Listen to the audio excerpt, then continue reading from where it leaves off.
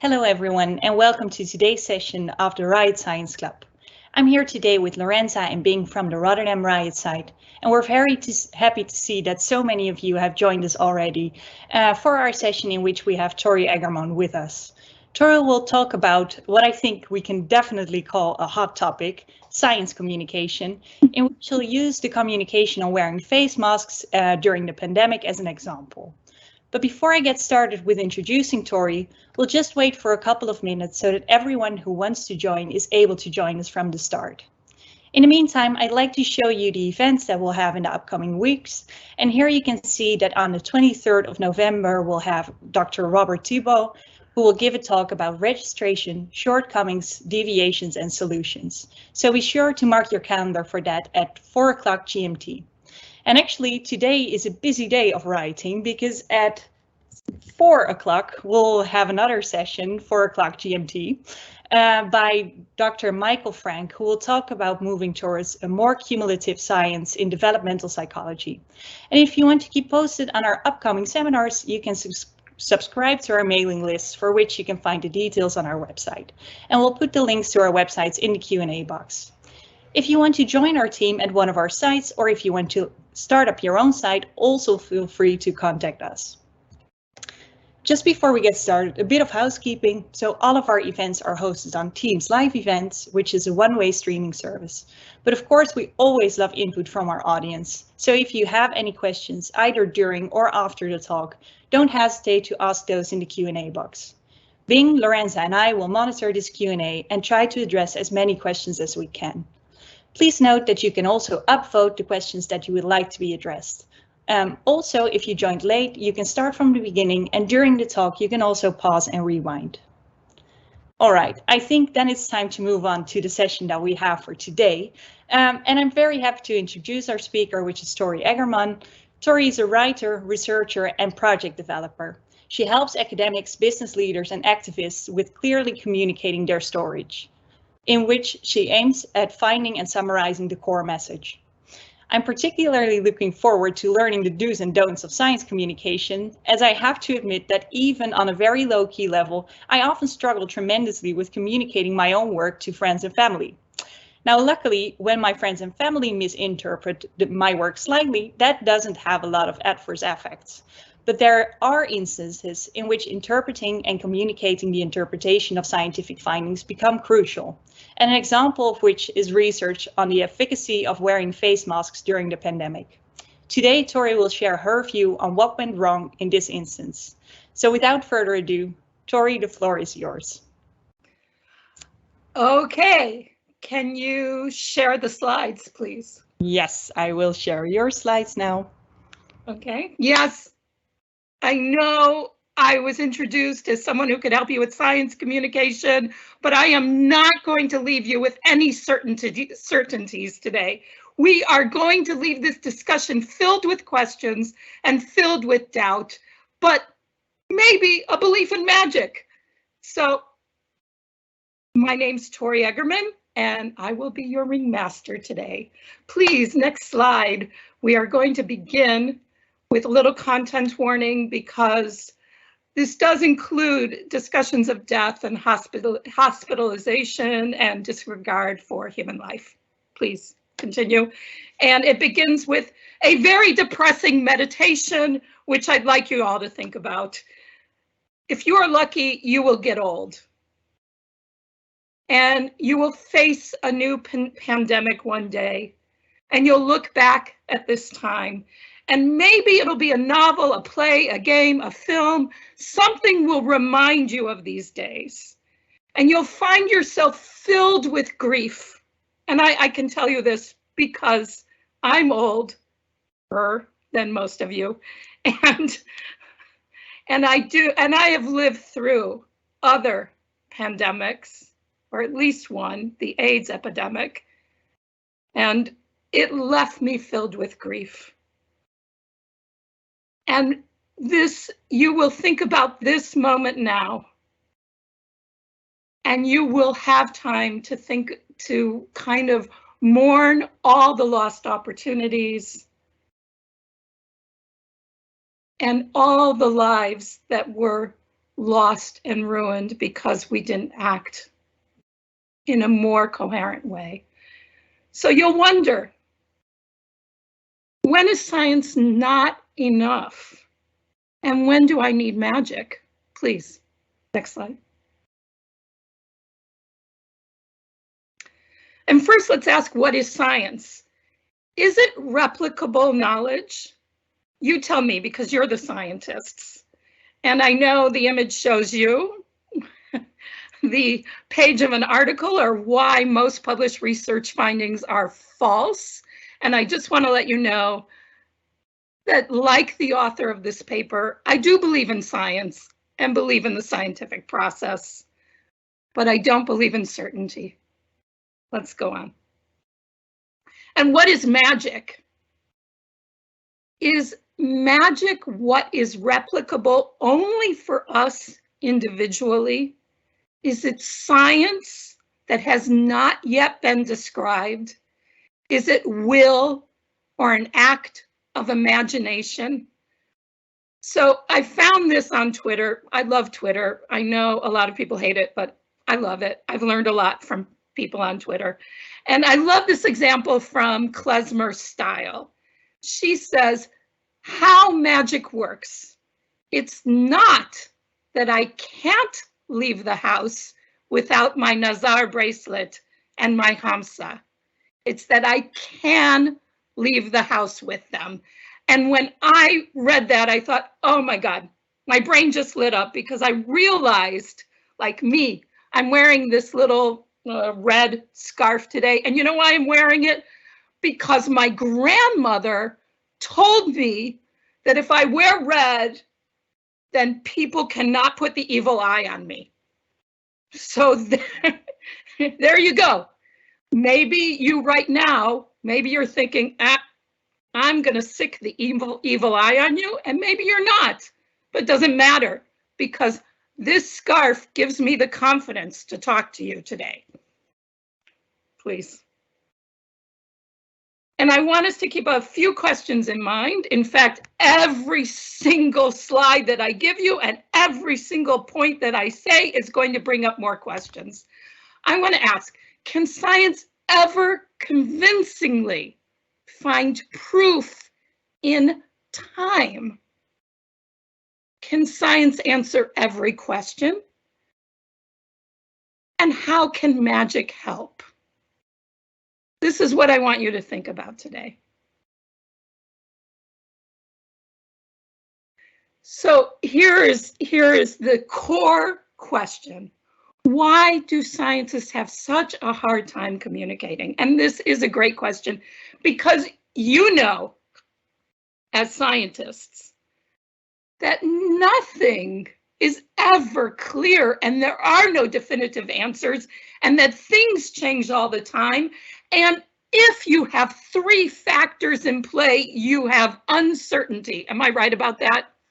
You have uncertainty, you have, and that, oh, what is it? There is no such thing as certainty, right? You can't forecast into the future, into the distant future, or even a few weeks, no matter how much data you have. So there is no certainty in scientists. And yet, what have we been told since the beginning of the pandemic? And listen to me, I just want to make, again, I want to clarify that I'm totally pro-science. But what have we been told to counter the misinformation? We have been told, believe the science, believe the science, believe the science. It's kind of a mantra, believe the science. But science isn't dogma. You know more than anyone that the way that we interpret results, the way that we ask questions, the questions that we ask, the way that we understand the world is constantly changing. It's changed so much in my lifetime that some of the questions and some of the analyses are unrecognizable today. So you as a scientist may be excited by the uncertainty, may be excited by the doubt, but most people are really uncomfortable with it. And we play all sorts of tricks on ourselves to pretend that we live in a certain world. But in reality, I mean, maybe it's a weird reality, but a meteor could come crashing down through the roof of the place I'm staying right now, land on my head and kill me. But if I lived with that much uncertainty, I would never be able to go to the grocery store. So certainty is power. And I want you to think about that, because we humans believe that when people are confident and certain in their messages, that they will be better leaders, that they're smarter than we are, and that they're telling us the truth. When in fact, we also know, and you know as scientists, that that is not true. Can we move on? So if certainty is power, and if scientists have to operate in the public sphere where politicians and power is important, how do they communicate the uncertainty of their results and the uncertainty that they have in a way that makes people comfortable with change and with doubt? How do we communicate doubt? And how do we make uncertainty and change a positive? How do we make space for politicians or leaders to be powerful and make mistakes and rectify those mistakes? And if anything we've seen over COVID is that the leaders who have made mistakes have not rectified those mistakes over time. In fact, they have doubled down on them, or they have put us into one kind of meaningless, I hate to say meaningless because, but it's true, one meaningless lockdown after another, one, lifting weird restrictions, but not others. I mean, is it magic to think that COVID somehow only spreads after 8 p.m., as is the case in the Netherlands, or that COVID can only spread when you're standing up, which is also the case in the Netherlands, or that somehow if you put a little plastic screen in front of your face, that COVID can't get through the screen? Is this a form of magical thinking? Or is it just a mistake that we don't want to rectify? And is there something else? Okay, now I'm going to talk a little bit about the studies. So we're going back in time now. I want you to see my hands going back in time to the pre-COVID days. And there were a few studies that I read because I really got obsessed about reading studies when at the beginning of the COVID pandemic. I actually volunteered collecting lots of information, went down a rabbit hole, let me just tell you, of study after study. And I found that the studies of the efficacy of surgical masks or cloth masks to kind of prevent the spread of respiratory disease were generally done in high-risk situations, such as hospitals.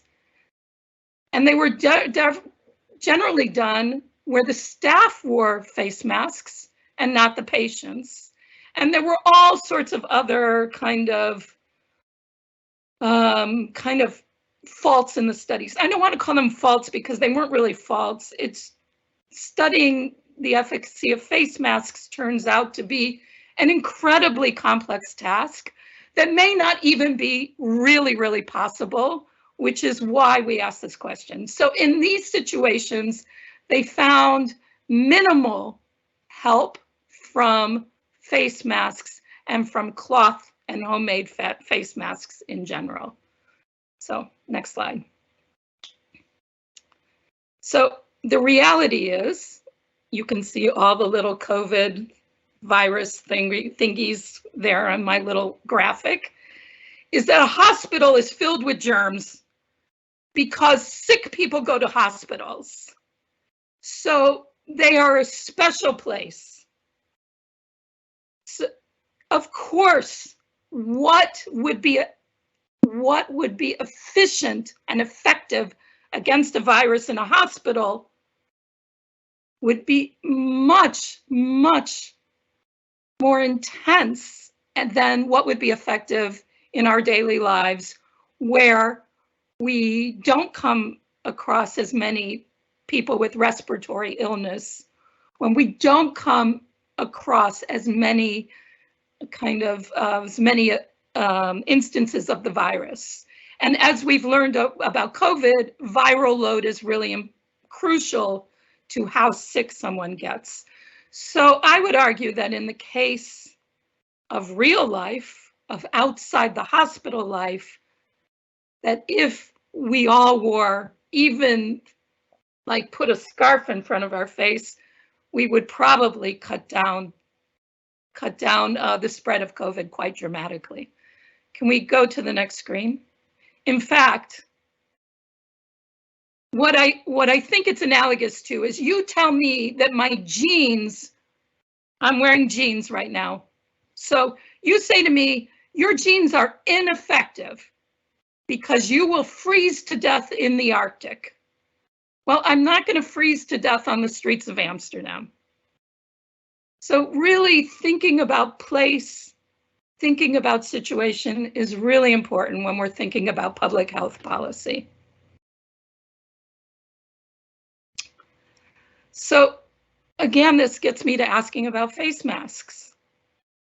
Why did it take us so long to, and when I say us, you have to understand where I am. I am right now in Amsterdam.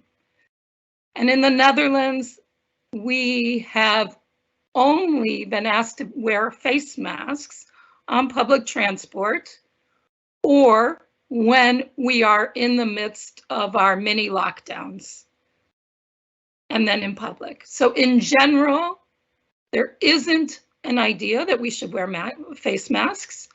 And in fact, I am very kind of obsessive about my face mask. It's a little bit like my red scarf. And I have several. I've spent more money on face masks in the past 2 years than I have on clothing or any other kind of budget item besides food, So I have like fancy face masks, Korean face masks, and, just a bunch of nice little things. So at the beginning, I sewed a bunch of them by hand. I was totally obsessive. So I am often the only person outside or with a face mask on, and in between lockdowns, I am often the only person in a crowded situation with a face mask on. And yeah, and it's exhausting. But now we know, since September 2021, that surgical face masks can reduce community spread of COVID. We have actual scientific proof. So why didn't we make that guess earlier? We needed magic. We needed a leap of imagination to fill in the gap that science could not fill.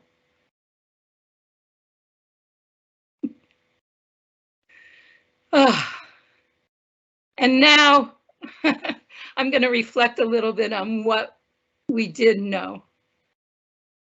Because I have heard many people say, how could we have known? What could we have known? How could we have been prepared? And I just want to remind people that we did know. And there were plans in place. And in the case of the United States, there was an incredibly well-researched and well-planned approach to a pandemic. We knew what worked. We knew that a pandemic was expected. So my question is, why did so many wealthy countries fail so badly to protect their citizens? And my second question, which is quite political, I will say that, is why did they also not only not protect their own citizens, but not see how their actions would affect poorer countries where there is less access to hospitalization, less access to face masks, less access to care. So what right do we have in wealthy countries to be irresponsible with a pandemic that impacts the entire world? That's why it's called a pandemic. And I think a lot of us know the answer, and I'm not going to get into it now. Maybe we can discuss that in discussions when we get to that point. So there are some assumptions that were made, and if you didn't hear this, then I am about to tell you some assumptions that were made. I want to know why we made them. When I can't tell you how many people told me in the Netherlands that Dutch people wouldn't wear face masks because they were too freedom-loving. I'm sorry, it just makes me laugh. And that Asians did that because they were more obedient. Come on, please.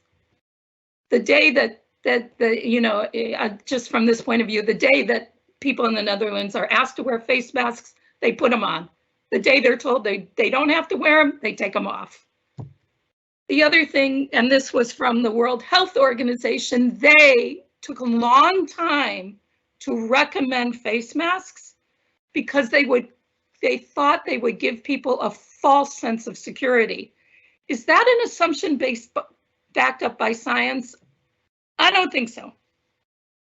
I would say that in my own case, wearing a face mask reminded me that there was a pandemic, and it reminded the people around me to get out of my way. So it made me more visible to people around me. Another thing, which I think is really quite worth looking at, is this idea that face masks are dehumanizing. And it took me a while to understand this, and I think this goes back to the AIDS epidemic in the 1980s, when people with AIDS were seen as, just pariahs in society, and they were approached with gloves and face masks, and it felt very dehumanizing. And I think the medical establishment took a good look at how they dehumanized people with AIDS and tried to do better. But this ended up as this kind of idea that the face masks are dehumanizing, when in fact, it's the behavior, the tone of voice, the treatment of people that's dehumanizing. So it's really important, because there will be future situations where you think you know something based on the past one, but you really have to revisit your assumptions. And the last assumption that I ask about is face masks can't work. And part of this I also understand, because a lot of scientists were looking at really contagious diseases that were much more contagious than COVID turned out to be, and where a face mask would, improperly used, could actually increase the risk of getting sick. So it's just a reminder that every situation is a new situation, And every time you approach a new situation, you have to question the assumptions you're bringing. Can we go on? Next slide. And as I did look back, there is so much despair and so much frustration over missed opportunities. And I think I already discussed the second point, so let's go on. So this is my last slide, except for there's a thank you slide after this. And I just want to leave you with a little magic incantation from me. I want you as scientists to think about your questions, the questions you ask, and to reframe them. And right now I'm going to be very specific. And this isn't face masks, this is just in general. In health science, a lot of the questions are like, or well-being science, let's say it. A lot of questions are like, will running make us smarter? Will yoga make us better people? In general, I want you to think about what can we do for the most vulnerable in society to make their lives filled with dignity and promise and hope. And I want you to always frame your questions with the most vulnerable people in society in mind. So that's a little piece of magic that I'm trying to throw out into the universe. And the final one is to always question your assumptions. What is it that you believe that may or may not be true? And that's it. I'm opening the floor for questions. So thank you for your attention. And I'm really looking forward to hearing from you. Ask questions. All right. Thanks a lot, Tori. That was wonderful. Thank you. I can imagine that there are quite some questions. So everyone who is attending this session, please feel free to drop all of your questions in the Q&A box. Then Bing and I will read them out loud, alternating so that we can actually listen to the answer and read the next one at the same time. But let me start off by thanking you, because I think that I am seriously considering now to never put on jeans again. I mean, if they don't work on the Arctics, why would I put them on anymore? I'll wear skirts from now on. They don't work in the Arctic either. Oh no. Yeah, it might take me a while to figure that one out then. But let me start with a question.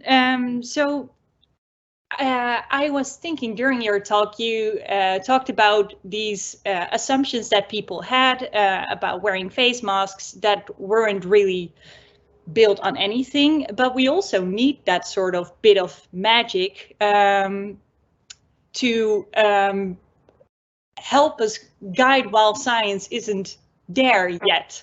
So why do you think we're more inclined to believe in one kind of magical thinking, but not the other one? Does that question make sense? Oh, yes. I ask myself this every day, and somehow I think,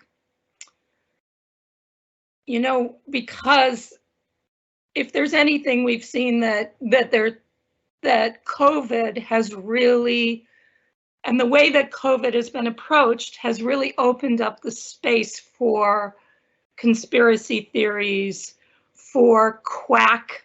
I don't know if you use that term and if that's easily understood. Quack remedies, which is, I think what we in the US would call snake oil, or, this idea that something can cure you that ends up just being water with sugar in it, and that people are so certain that these things will help, and yet so certain at the same time that a face mask is nothing more than a mouth diaper. I'm sure you've all heard that, or a face diaper, or that they won't get COVID, or that COVID doesn't exist. And I think that there is so much more certainty in the conspiracy theories than there is in reality. Does that make sense to you? Yeah. And this also really opens up this space. And I also feel, okay, that we have been misinformed by people in power. And we all have. At least, it doesn't mean that all of us have been misinformed equally, but we've all seen people in power and leaders misinform populations.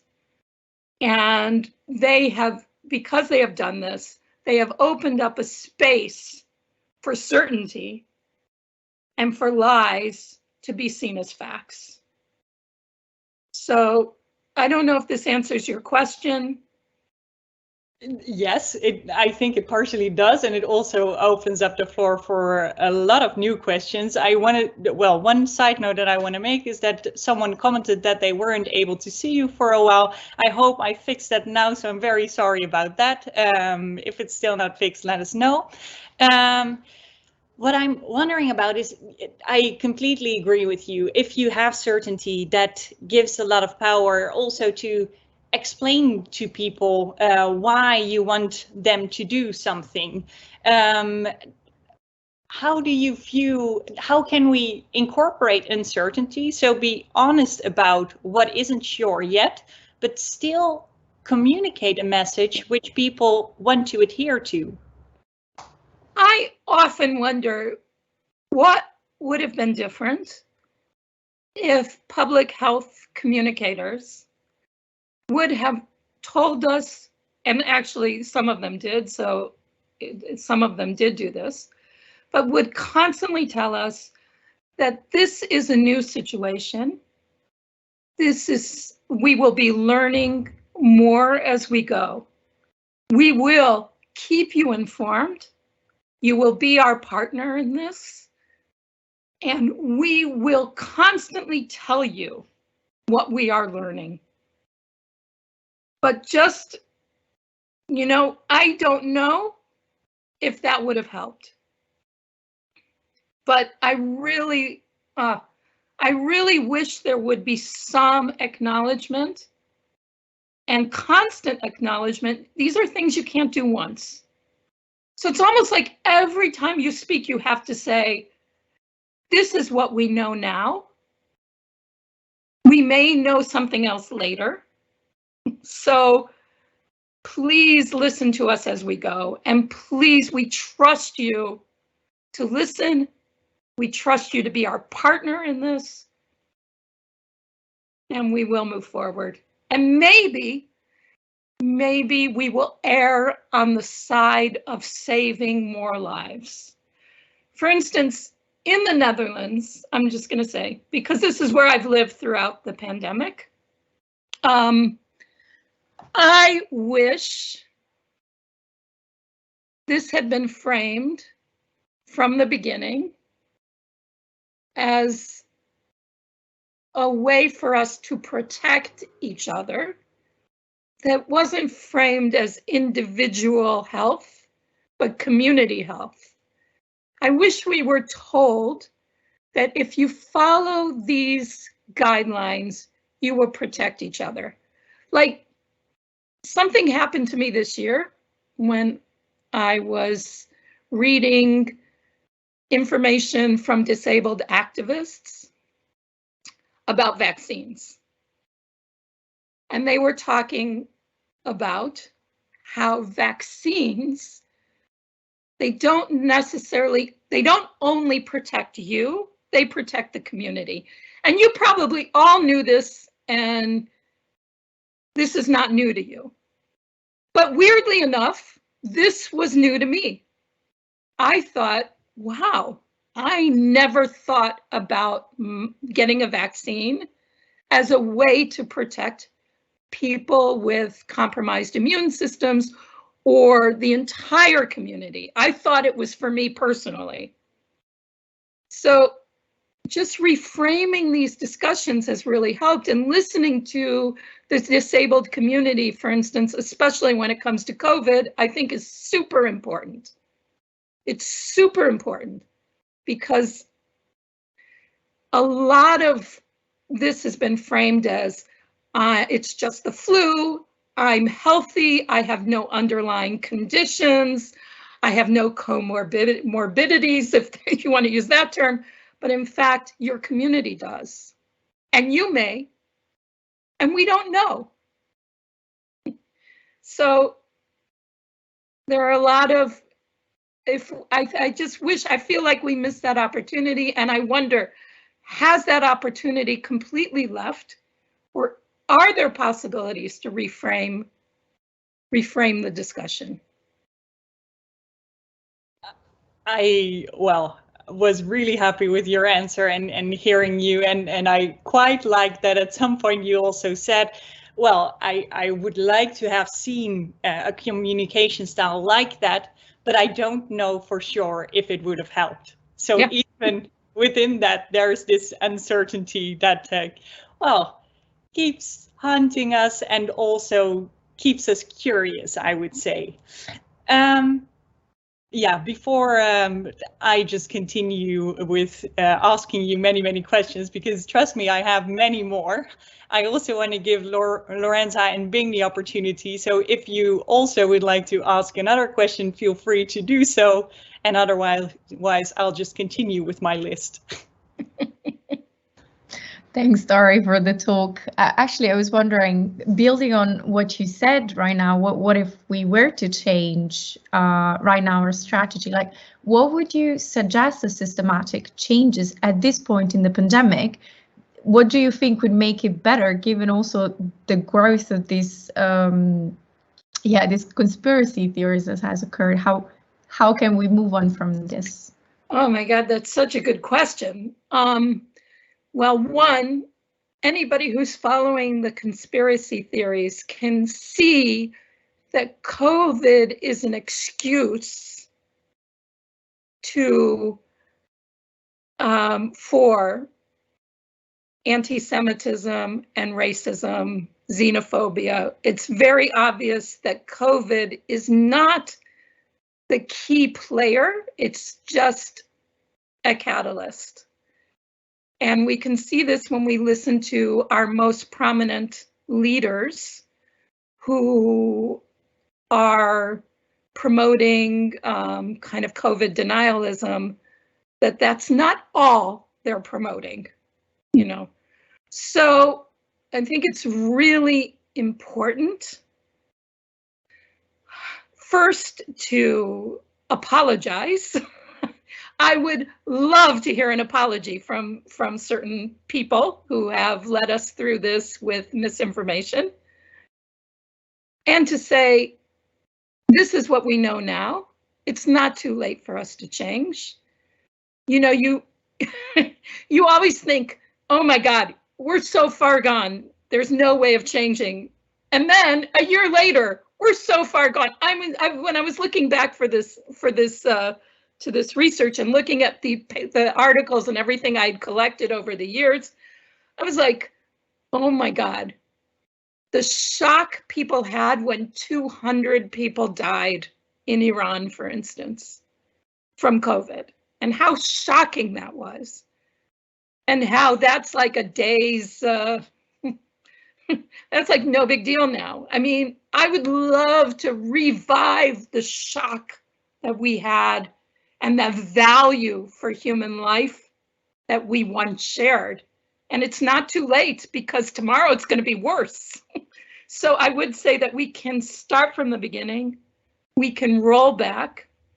We can say, this is what we know now. And we went down some wrong paths, and we need to fix them. And unfortunately, at this point, I believe in shaming people, especially leaders.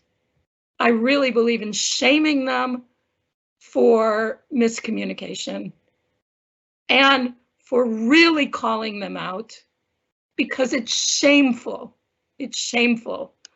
And so I like to take a more inclusive. I like to feel like there's always a way to bring people back in the fold. There's always openings, but some people are they're never going to get vaccinated.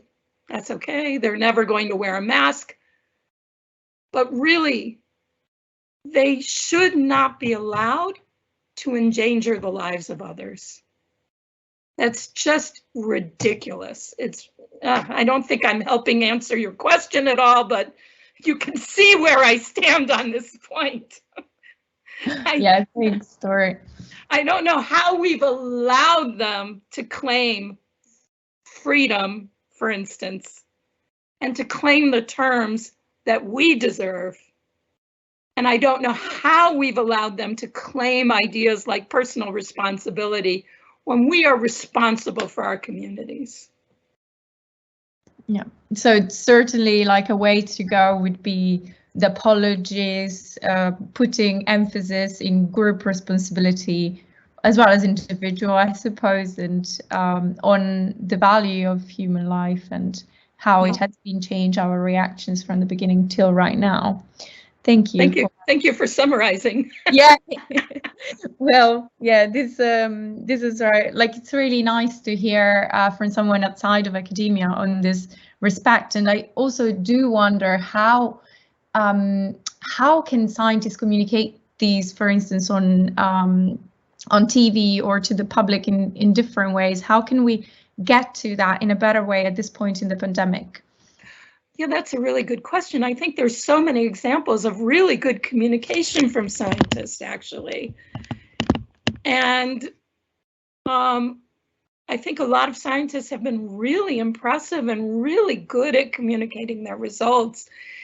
So it's really not so much on scientists as it is on politicians in this case. But I think that the thing for scientists to understand is that they're always entering a sphere where it's always a political sphere. There's always going to be power at work. You are always going to be seen as less believable if you cannot communicate with certainty. So therefore, I think communicating room for change and room for uncertainty in a confident and certain manner is really important. I'm not saying tell everybody you're right. I'm saying communicate the real message that science changes, our observations change, and our understanding of the world changes, and that is a certainty. Yeah, something along the lines, or at this point in time, we know this is the best way to go, and if it changes, we'll let you know. But not only that, if somebody tells you they're certain, there should be a little light bulb that goes off in your head saying, are they telling me the truth? Or are they trying to make me feel, more comfortable with uncertainty? Or are they lying? So the problem with the public communication around COVID has been precisely this. Because, and this isn't, I'm not saying this is the fault of scientists. I just want to make this clear. But because the public health message in many wealthy countries has been filled with misinformation, it has opened up space for mistrust where there should be trust. And it has opened up space for conspiracy theories where there should be investigation. And it has opened up space for people who are certain of their lies to control the narrative. So there you go. Not very hopeful. Actually, I'm quite hopeful, but. Yes, well, hopefully some of these suggestions will be implemented. So let's see how that goes. Yeah, I wonder maybe if the audience has got any more questions, or if yeah, my colleagues want to go next. Yeah, actually, hearing your question and the answer brought me to a new one, because so it's one thing to be certain at one point in time of something, but then if new evidence comes in, you have to admit that maybe you weren't that certain when you made the original statement. And it seems to me that sometimes it's easier for people to come back on what they've said previously for one thing rather than the other. And I'm just wondering if you have any ideas on why it is sometimes easy and sometimes really hard to come back at something that you've said previously that you know now is not, well, your temporary uncertain truth anymore. You know, I think that's a really good question. Part of that is ego, but I don't think that's the real problem. I mean, the real problem is that we live in a time where, even though the internet's been around a while, everything we say, everything we write, everything we do online is there. It's collected. So it makes it really hard to communicate change over time. And I would assume that it makes it very hard for scientists, politicians, even activists, anybody, to kind of control the narrative. And so you may have made a mistake at one time and you're coming into the present time, you know, say it's in the past, and in the present, you know, this is wrong and you're trying to correct it. But that record of you being wrong is still out there in the public domain, and will still be used by people who would rather believe what was wrong than what you're now saying. So it isn't so much about correcting yourself as about learning to live in this new era of information that's kind of persistent and immediately and easily available. So does that mean we have to change the way we communicate in the past? I mean, or at the, you know, to always say, no matter how certain we are that things could change? I ask myself this. I heard an historian talking just the other day, and she was saying that when you are trying to correct an historical wrong, and you put it in you quote the original source, but then that original source is now part of your source, and it gets extra validation because it's there. So she said, I write really convoluted sentences to make sure that people know that the source is wrong and that it isn't my opinion. So every time she introduces it, she said, it's not elegant. It's not really that readable, but I can't think of a way to debunk this source without people using it as a source. So this is a really big question that I think a lot of, not just scientists, historians, a lot of people are asking. How do we change? And how do we communicate a change in position, of opinion, of knowledge? Yeah. How do we show that change over time? And how do we make sure our past words don't do harm in the present and the future? I like that view, especially because it's, well, it takes away a lot of only focusing on that it's people's ego. I really like to focus more on that it's, well, hard for people to understand that if that there is this kind of change from the point where you started saying I was certain at that point. So I think it all comes down to if you communicate from the start that there is uncertainty, you probably are going to help yourself in the future as well. I am certain of that. All right, I'll allow this one. You can be certain of that. Yeah, maybe a question to, well, take a step back from what we've been zooming into right now, because we've talked a lot about how do we communicate our stories, but I can also imagine that there's many people actually like me doing research that also struggle with, when do I communicate? So when do I have findings that I want to communicate, and where do I distribute my findings? Oh my God, these are such great questions. I mean, you know, I worked doing consulting for a while when I lived in the US, and I worked with this researcher, and she gave me such great advice. We were doing surveys together, and she said that when you make a survey, for instance, the very first result, you look at it, you say, what would I say if I only had this one result or these 3 results, however many it is, but very few? What would I communicate? What would my analysis be?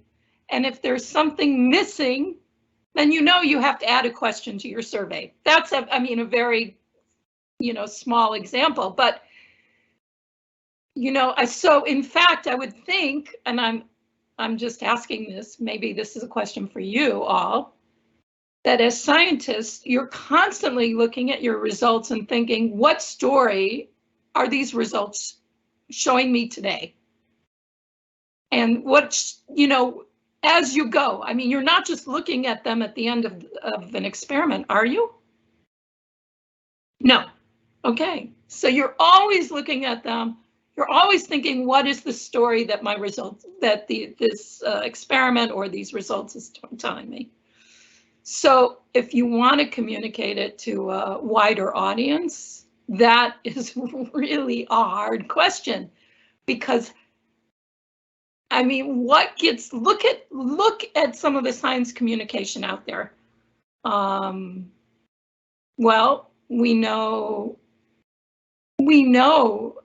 how weak science has led to persistent beliefs even after the results are retracted.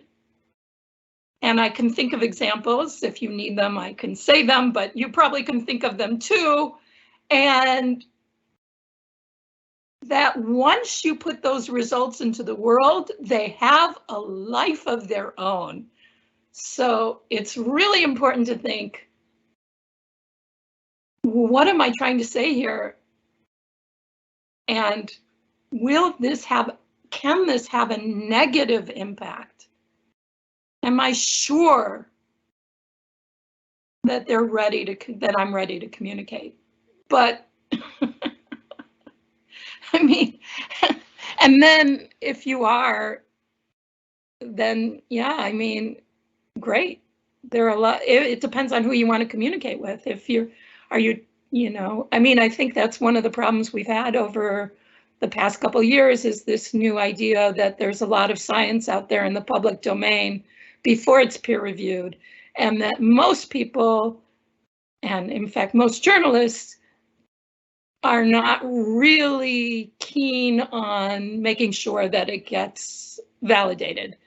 For instance, some of the things that I was looking at for the face masks lecture, a lot of them linked to papers that no longer exist because those papers were never peer reviewed.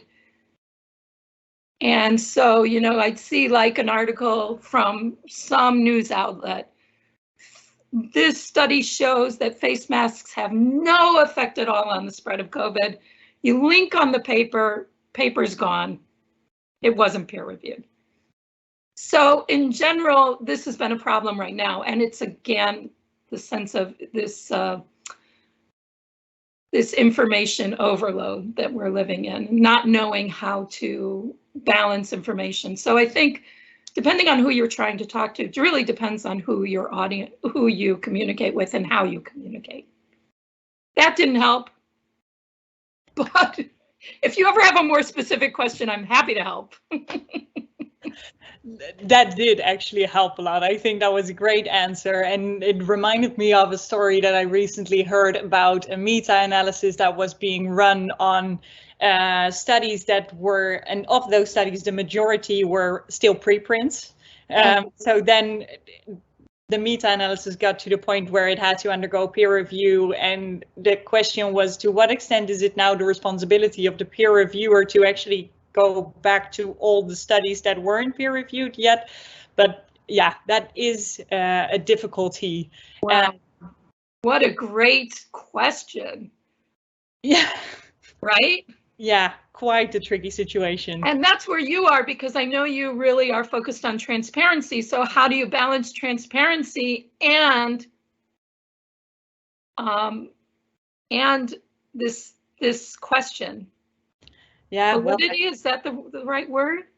Yeah, definitely. Yeah, no, I think I'm gonna answer that question with something that you, I think, said somewhere during the talk, something with clearly communicating the uncertainty.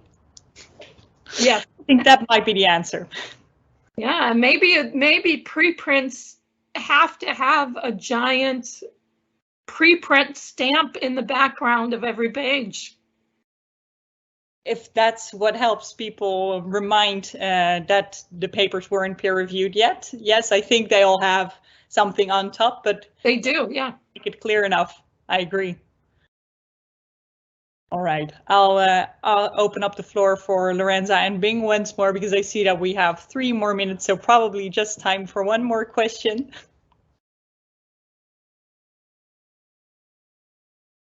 So maybe I can ask the final question, because I'm thinking it in a more practical way. And first, thank you so much, Tori, for the great talk. It is clear that we didn't do a good job in science communication in the case of COVID. So I was thinking it in a more practical way as an individual researcher, especially as an early career researcher, how we can do the science communication better. So do you have any recommendations for the platforms or, the channels that we can communicate our findings with the public?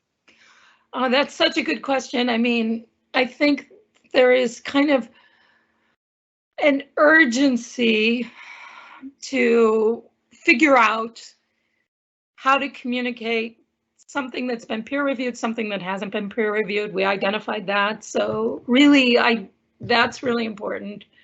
And then once the science has been peer reviewed, it needs to be put out to the public in an affordable or manner, or in a way that's free. I don't know. I mean, I know things cost money, but sometimes, the results are so important, and yet they're so difficult to find or access, or they're expensive. So I think that's the question we need to ask. Like, how do you balance both the need to share information, the need for peer review, and the need to be able to access that information?